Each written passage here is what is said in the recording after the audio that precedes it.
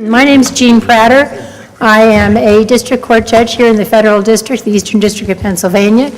I am a Penn Law School graduate, so it's always a real pleasure for me to work with my buddies at Penn for anything, but in particular it's a real pleasure to be here today and to congratulate all of you snow bunnies for getting here and joining us.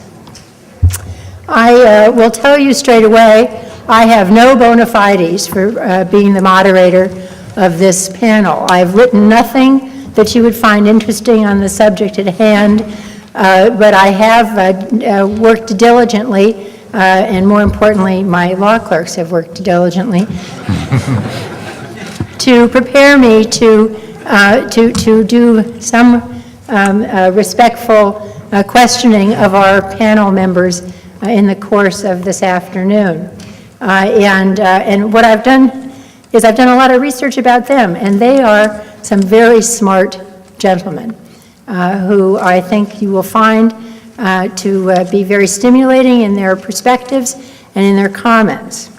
So without really carrying on too much longer, other than to once again thank you and to recognize, by the way, that since we're right after lunch, and that's always a very dangerous position to be in, because of the risk that you all will be so relaxed that you might miss some bon mots. I'm going to encourage you all to stretch, even if somebody's speaking, if it helps you stay awake. We will move towards having a period of time at the end of the remarks so that you all can have some questions, stepping up to the microphone and asking these gentlemen to offer some additional thoughts if you have some thoughtful questions. So I do want to tell you that you're going to hear from each of them. They will each have a few moments, roughly 10, 11, 12 minutes, each to offer their perspectives, and then we will move to the part of the program where I will endeavor to ask them some questions that I've developed. So it's going to be my pleasure to introduce each of these panelists and then kick around the questions, after, as I said, once we hear from each of them. Our first panelist is Professor Michael Rappaport. Professor Rappaport earned his BA with honors from SUNY in Binghamton, and then received his JD and his DCL in Law and Political Theory from Yale Law School. He was on the Yale Law Journal there. He also is returning here to Philadelphia because he was a law clerk to Judge Dolores Sloviter on the Third Circuit Court of Appeals before going to Gibson Dunn and Crutcher to practice in Washington, D.C. He is now a professor of law at the University of San Diego, where he also serves as the director of the Center for the Study of Constitutional Originalism. And then finally, I should tell you that he teaches administrative law, constitutional history, and legislation. And he has a great deal of interest in studying and writing on topics of originalism, supermajority rules, and separation of powers and federalism. I must say that the concept of supermajority for a judge who is used to being the sole decider of any question I find to be always very intriguing, since I view, as every federal district judge views themselves as the supermajority of one. So, without further ado, Professor Rappaport, you're welcome to stay there or to speak from the podium, as you wish.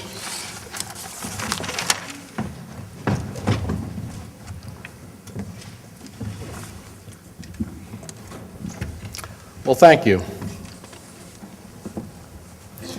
While originalism has grown in popularity in recent years, major criticisms of it are still made. And one such criticism is that originalism cannot accommodate precedent. And actually, this criticism takes two different forms. So first, some critics, as well as some advocates of originalism, argue that originalism is inconsistent with precedent. And therefore, originalist judges must overturn all precedents that conflict with the original meaning of the Constitution. Well, if these scholars are right, then originalism is going to be a far less attractive theory, because originalism is going to obligate judges to engage in some radical and unpopular actions. For example, depending on one's reading of the Constitution, originalism might require judges to declare paper money unconstitutional, or to reverse Brown versus Board of Education.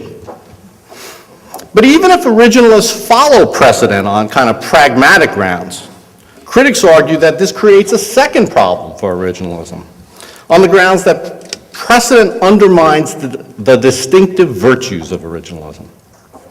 If judges, after all, can decide which precedents they want to follow, then originalism is going to be little better than an unprincipled non-originalism.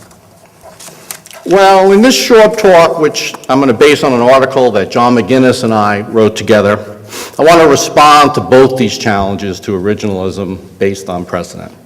And first, I want to argue that there's no fundamental conflict between originalism and precedent.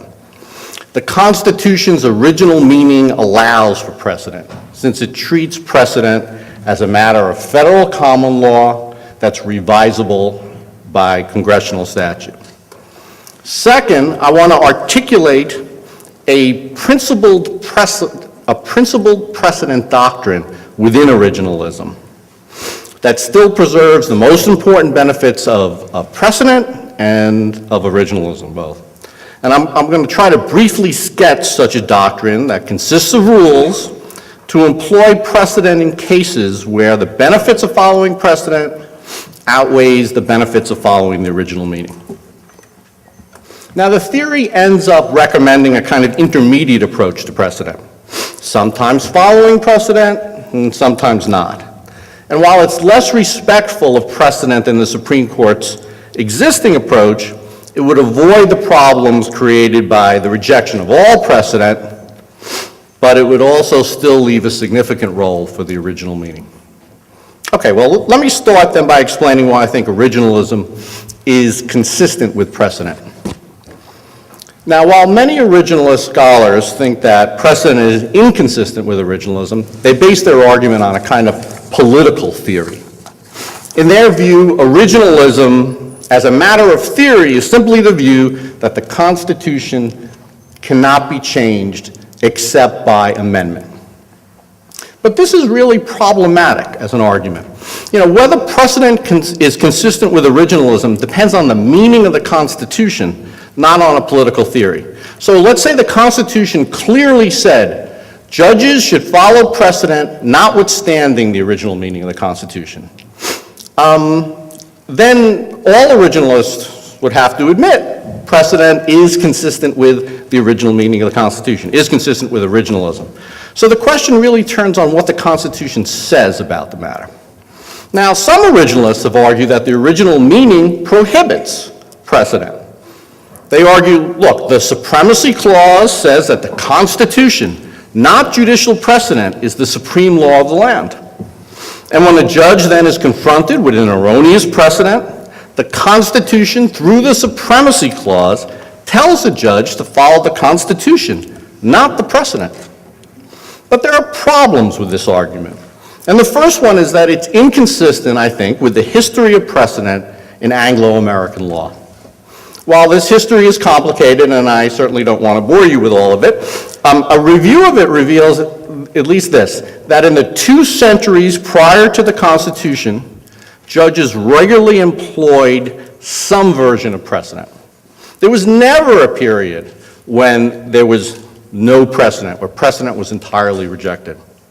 So given this history, one should not interpret the Supremacy Clause to eliminate what was a fundamental, a time-honored, a valued practice, unless there's no alternative way to read the Constitution.